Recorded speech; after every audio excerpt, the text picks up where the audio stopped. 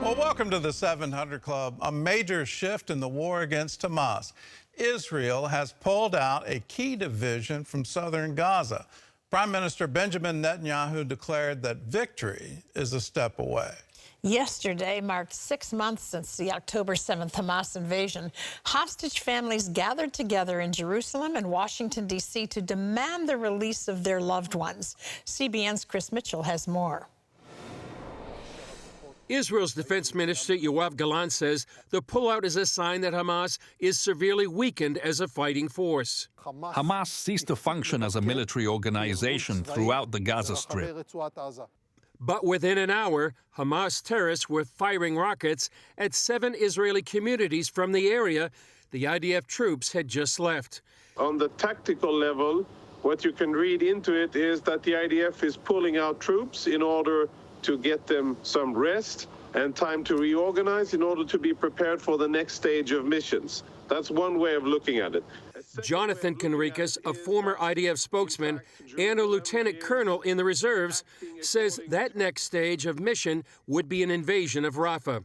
He also says the move can be seen as a result of American pressure. There was a few days ago an important and reportedly heated conversation between the president and the prime minister, and demands were made, and you could think that what Israel is doing now is an implementation of those demands. Conricus says the IDF is also preparing for a greater conflict with Hezbollah. Time will have to tell, and we will have to wait which one of the options it was, but it could be either one or a combination of all.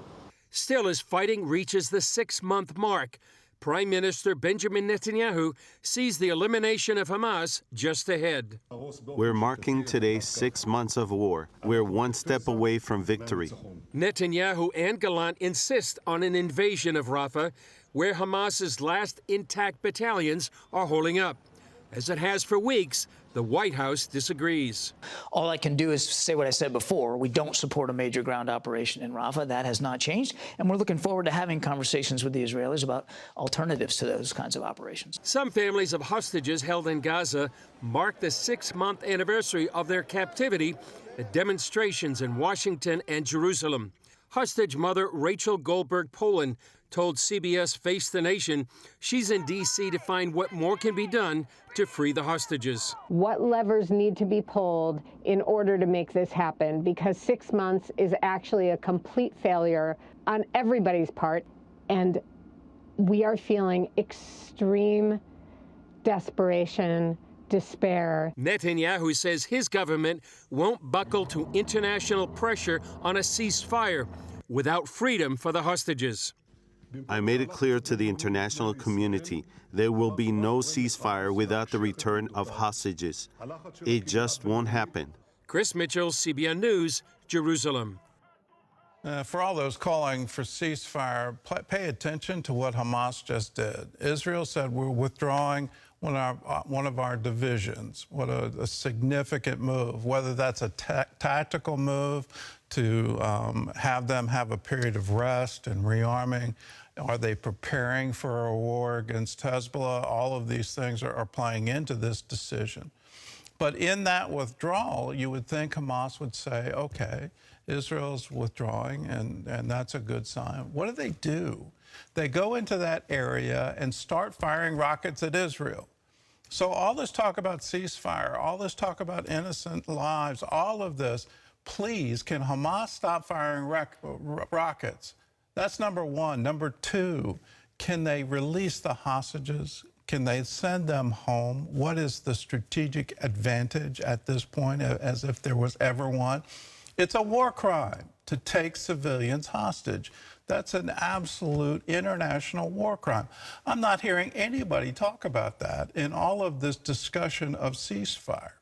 So please, can Hamas, the pressure be put there and not on Israel? Israel has enough pressure going on right now.